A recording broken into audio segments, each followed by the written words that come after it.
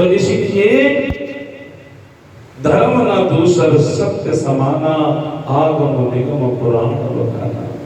साथ ही बाबा तुलसीदास कह रहे हैं धर्म की दूसरी व्याख्या की, परहित सरेश धर्म नहीं पाई, हित सरस धर्म नहीं भाई, पर सब नहीं अधमाई, पर पीड़ा सब नहीं अधमाई। देखो परहित के समान कोई धर्म नहीं और परपीड़ा के समान कोई अधर्म नहीं। और आज बिल्कुल उल्टा हो रहा है, विपरीत हो रहा है। बोले महाराज बस दूसरे का हित ही तो हम नहीं चाहते। कोई चाहता है कि पड़ोसी के घर में मंगल ही मंगल कार्य हो, खुशियां ही खुशियां आए, दिन दूनी उसकी रात चौथी हो। परहित का भाव, एक चीज और बता दूं मैं आपको, अगर हम रात दिन चाहे किसी का अहित हो जाए तो हमारे कहने से उसका अहित नहीं हो सकता, और रात दिन हम ये कहें भगवान इसका भला हो जाए तो भी हमारे कहने से उसका भला नहीं हो सकता। तो हम अहित करके सोच करके एक अधर्म जैसे पाप के भागीदार क्यों बने साहब?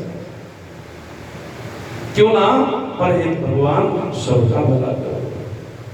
सर्वे भवन्तु सुखिनः सर्वे सन्तु निरामया सर्वे भद्राणि पश्यन्तु मा कश्चित् दुर्भाग्यं।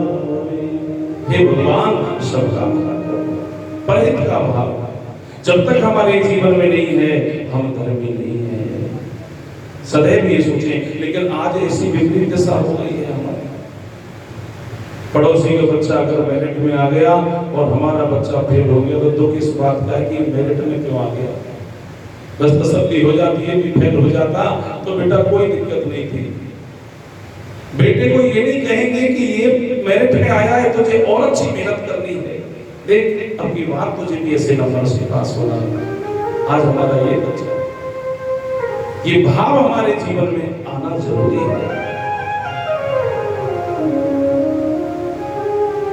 संत जो होते हैं वो परमार्थ के लिए अपना जीवन जीते हैं। भगवान के 24 अवतारों में से वेदव्यास भगवान कला अवतार हुए, जिन्होंने उपदेश के माध्यम से संसार के लोगों का भला किया।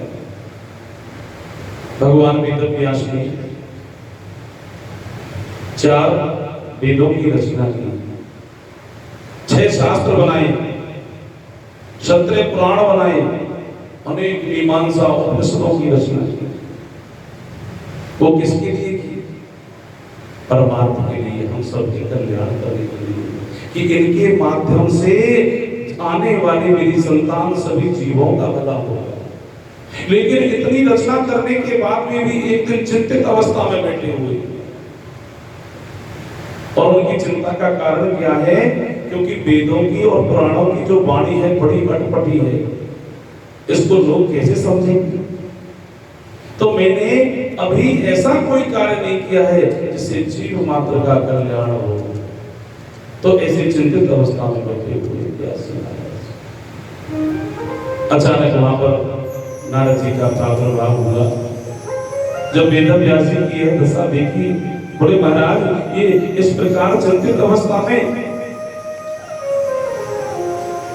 व्यास जी कहने लगे नारद जी क्या बताऊं, मेरी चिंता का कारण है कि मैंने 4 वेद, 6 शास्त्र, 17 पुराण, अनेक मीमांसा उपनिषद तैयार किए हैं, लेकिन फिर भी मेरे मन में ये चिंता है कि मैंने जीव के कल्याण के लिए अभी कुछ नहीं किया। ये जीव वेदों की वाणी को कैसे पढ़ेगा? कली काल में तो जीव की आयु बहुत कम हो जाएगी, अधिक से अधिक समय भी संसारिक कामों में जीव लगाता है।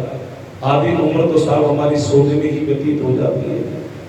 शेष आयु में कुछ बचपन रहता है, कुछ ग्रस्त में रहता है, तो इन वेदों की वाणी को पढ़ करके कैसे उस परम पद को प्राप्त कर सकेगा? मैं कोई सीधा साधा ऐसा पुराण जीव मात्र के कल्याण के लिए मैंने अभी तक रचना नहीं की। नारद जी कहने लगे, महाराज अब तक आपने सोचा है कि मैंने इसकी रचना नहीं की। एक बार ऐसे सोचो कि अब की बार जो भगवान मुझसे कराएंगे मैं वही करूंगा। बोले नारद जी मैं समझा नहीं, तुम क्या कहना चाहते हो? बोले महाराज मैं ये कहना चाहता हूँ, ये जो नारद बन के आपके सामने खड़ा है ना, ये पूर्व जन्म में एक दासी का पुत्र था।